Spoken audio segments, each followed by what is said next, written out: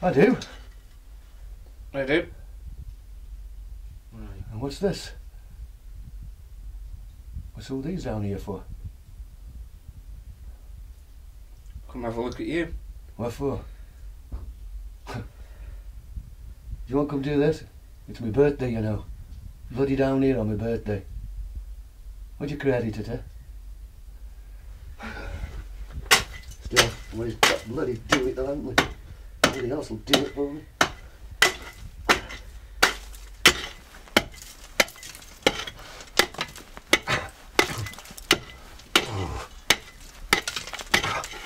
Tell you, there's supposed to be 3 of us in this, you know. The others will be down shortly, but they've had to go to church. I went this morning. The Methodists, you see, as most miners are. And if we don't go to church, they'll find us.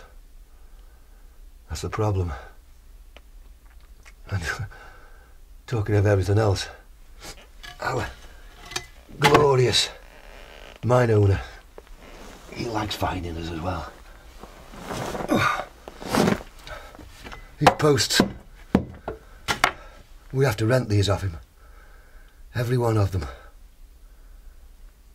And if we don't set them right, well, he fines us 10% of a wage, whatever that means.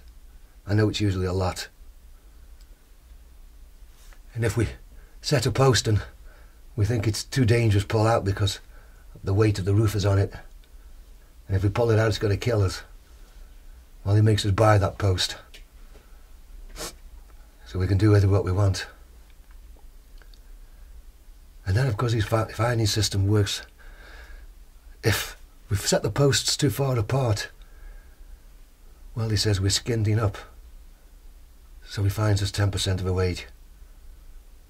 And if we set them too close together, as I told you, he fines us 10% of a wage. And if a post breaks, well, that's an act of God. But we still have to use it. For these caps on their feet. And if we set them without them, he fines us 10% of a wage. As if that isn't all, we even have to rent the tubs off him. And each tub takes a ton, and each man needs to fill 7 of them a day to make his money. If we don't do that, well, the kids go hungry.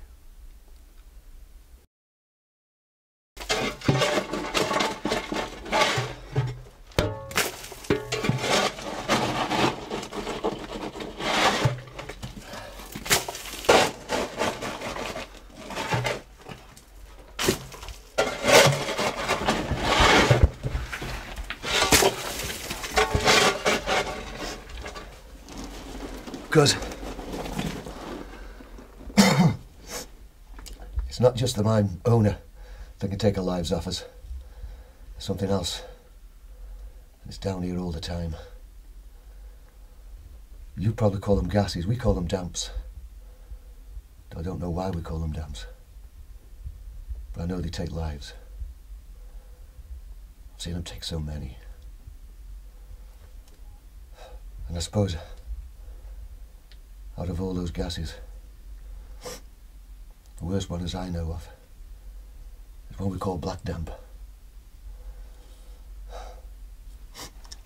This here, it's not just there to light my way, or for me to work in as well.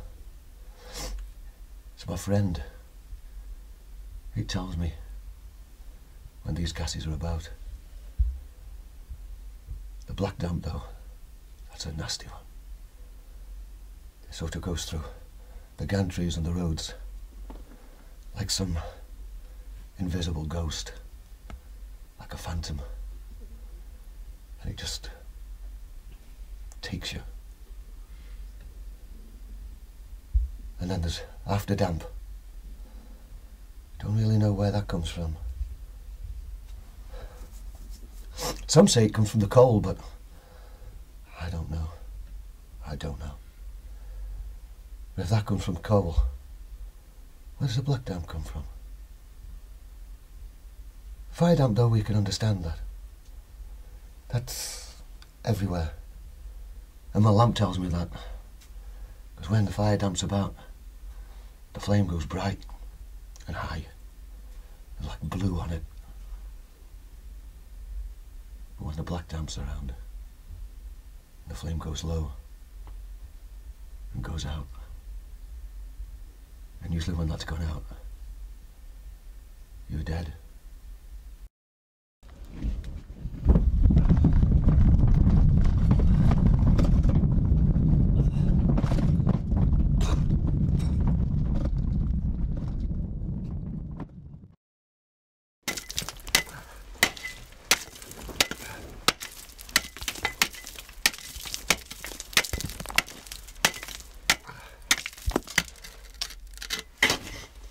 You see my lamp flicker?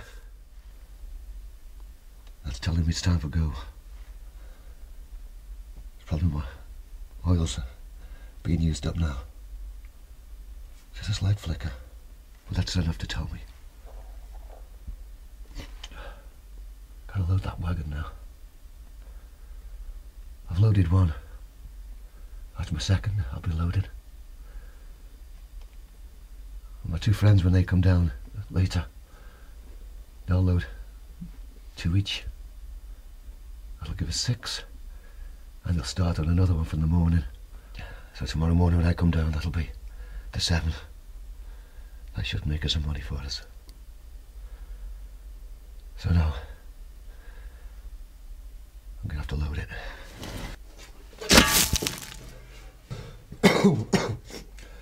Well, that's me done for the day.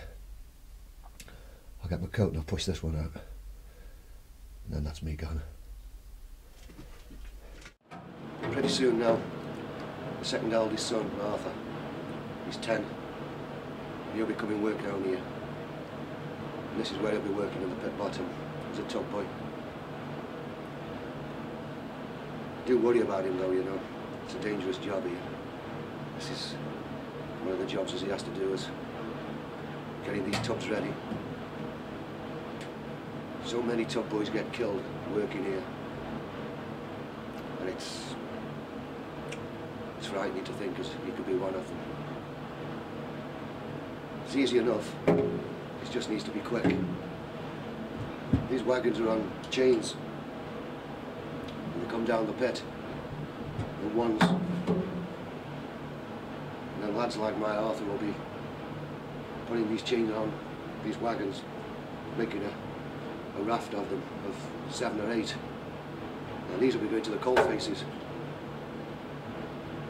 And then when they come back out full of coal, he's got to take the chains off, push them round into the pit bottom. The trouble is, if he's not too quick, he doesn't get that chain off in time, and these wagons come bowling into him. So many kids I've seen hurt, so many. Chest, head injuries. If they're lucky, they die straight away, but a lot of the times they die 2 or 3 days later. Our mine owner, he's a good one. Everyone thought he was a lovely man. One of the lads here got hurt. And he called for his dad, who was on the face down there. And he came out and he picked up his son and he put him in a wagon. Pushed him around the corner and got him up the pit. The next day when he came down the pit, that miner found himself, he'd been fined twice. One for leaving the coalface without authority, and the second for contaminating another man's tub of coal with his son's blood. Fined him a lot of money as well.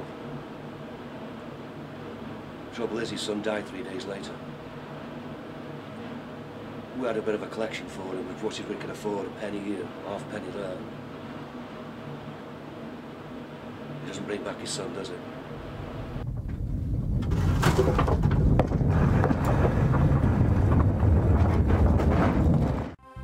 It's a working man I am, I've been down underground, swear